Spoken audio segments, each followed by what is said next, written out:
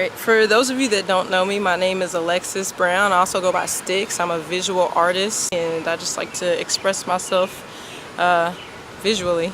This message is actually for anybody, any entrepreneur that is looking to generate sales for their product. I strongly believe that any product that you may be trying to sell, whether it's artwork, whether it's music, clothes, bumper stickers, whatever it may be, you can sell it. And the key is by generating energy, genuinely being yourself. What you'll notice is as you begin to build your own business, you'll start seeing your friends differently, family members differently, but most importantly, you'll begin to see yourself differently. And the idea is that your product grows as you grow, as you work from your inside out, and who you perceive to be, who you choose to be, promotes what you're selling to your buyers. So selling my artwork is directly connected with who I choose to be. I found that if you want a product that lasts forever, it has to be deeply engraved within who you are so that people can always have a way to reconnect your product with something that's real. I tried to sell artwork over and over, and I've always had buyers, but it was never enough to pay my bills. The first thing I did was I promised myself that I would never stop creating no matter what. Giving yourself a commitment is very important. How do you build energy? I'll stick to what I know best, which is the art shows. I used to have art shows all the time. Nice venues. For those of you who live in Louisville, Kentucky, the Riverbend Winery, Jazzy Blue, just to name a couple of places. I had a show when I was in college back in '06 on 4th Street Live when they used to have the Comedy Caravan up there. Great venues, you know, and I was like, why haven't I made it yet? Why are people not coming out to my shows?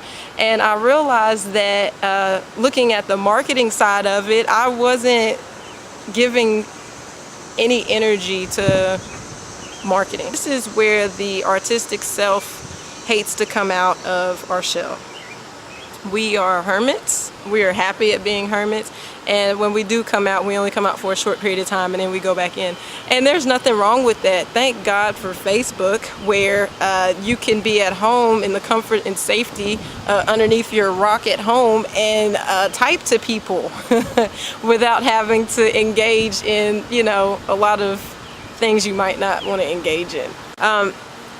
I'll speak to what I know. I would love to get some feedback on this conversation. I would love to hear what your thoughts are.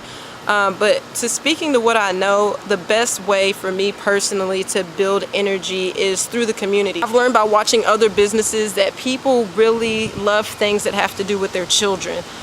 People love things that have to do with family. I usually did a lot of art shows that were kind of late at night. And already you're taking out a whole slew of people because adults have to put their children to bed. They have to go to work in the morning. And a lot of people that prowl at night usually are in it for energy alone and not for the beauty of your work, which would, you know, constitute a sale. So I like to build energy for art shows that are earlier during the day when people are mentally functioning very well. My art shows are kid-friendly. I think that's important. I think kids need to be exposed to art. But anyway, back to community base. Everywhere I go, I try to encourage those around me to, with their businesses.